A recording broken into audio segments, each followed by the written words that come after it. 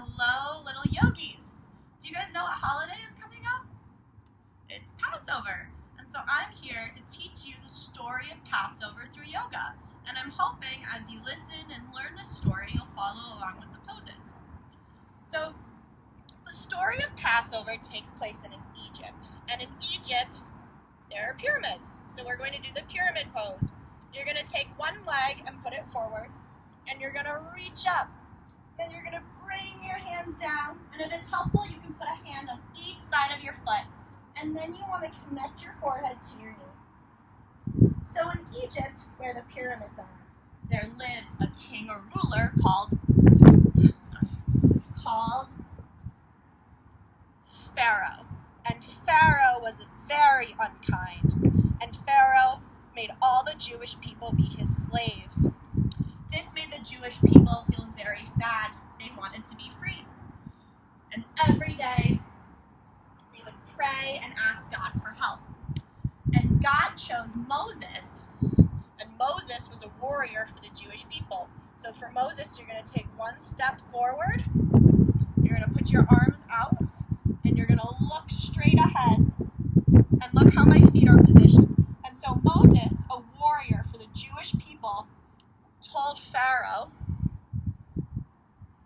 that God did not like how he was treating the Jewish people, and that if he didn't stop, there would be plagues.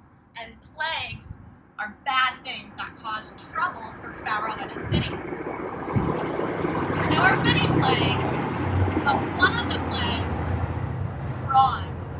So I want you to put your feet like this and get your hands into the prayer position. For one of the plagues.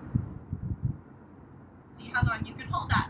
So one of the plagues was frogs. Another plague was locusts. And for locusts are like a bug. And for a locust pose, you're going to lay on your belly. You're going to put an arm out on each side. Your legs are together. And you're going to lift everything up at once. So the only thing touching the ground is your tummy. And see how long you can hold that. So after the frogs and the locusts,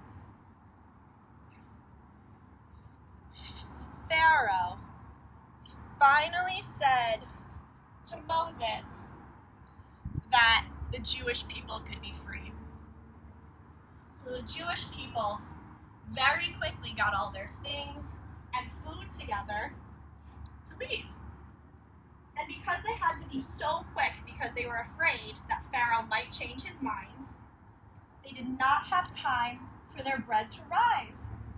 So to get like this, I just got onto my knees, I fell back onto my elbows, I'm looking back, and I lift up.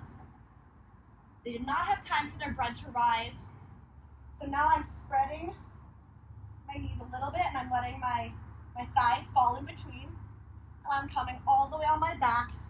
And then if you can put your arms behind your head and grab your elbows. And because the bread did not have time to rise, the Jews took unleavened bread called matzah. And matzah is crisp and thin. So with their matzah and all their stuff on their backs, the Jews traveled into the desert by foot and by camel. And for camel, you're going to be on your knees. You're going to put your hands behind you, kind of like if you had back pockets. And you're going to lean back and look back. And if you can, you're going to grab your heels or your ankles for camel pose. So, by foot or by camel, they traveled into the desert. And there, they came up to a big body of water that was way too big for them to swim across. So they thought, how can they get across?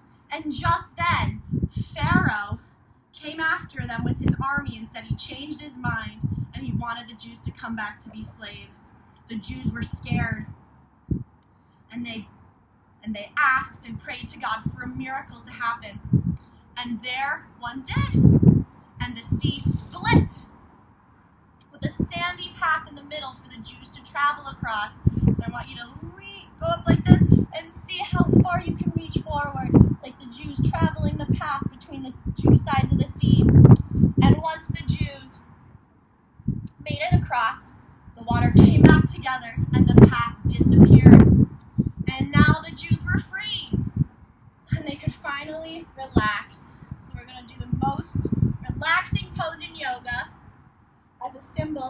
of the Jews' freedom.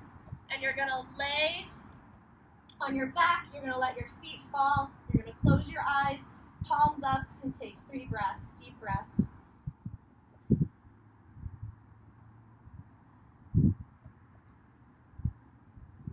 And my friends, that is the story of Passover. Next week, we're going to learn about the Haggadah and the Seder.